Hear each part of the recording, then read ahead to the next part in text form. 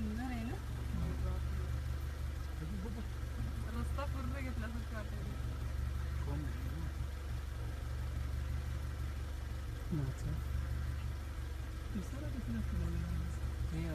हवेला संध्याकाळचं लांडोरी होते ना इथं.